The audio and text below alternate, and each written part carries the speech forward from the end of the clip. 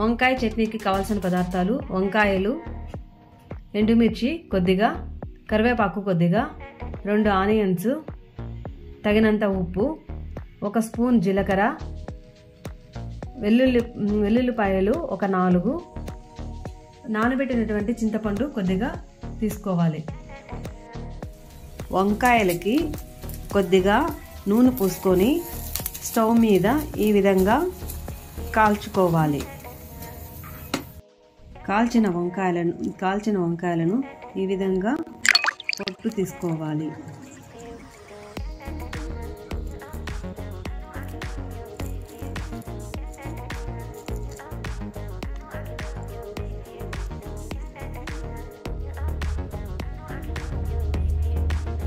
కొద్దిగా ఆయిల్ వేసుకోవాలి. ఆయిల్ వేసుకున్న తర్వాత ఎండుమిర్చి,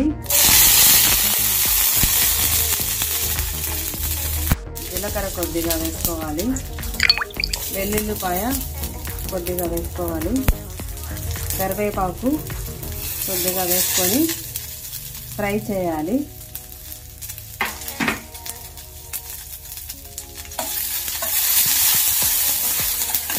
కొద్దిసేపు ఫ్రై చేస్తే సరిపోతుంది.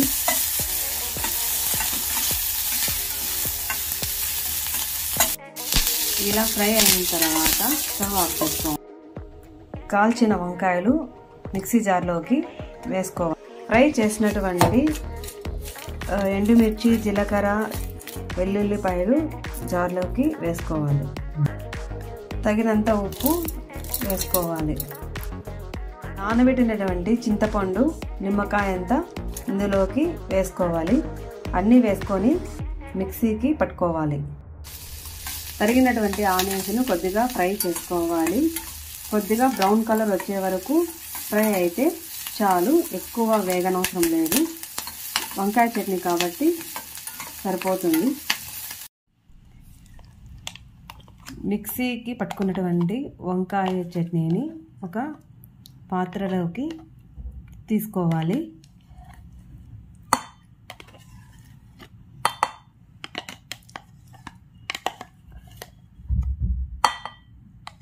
ఫ్రై చేసుకున్నటువంటి ఆనియన్స్ని వంకాయ చట్నీలోకి కలుపుకోవాలి. ఈ విధంగా ఆనియన్స్ను బాగా కలుపుకోవాలి.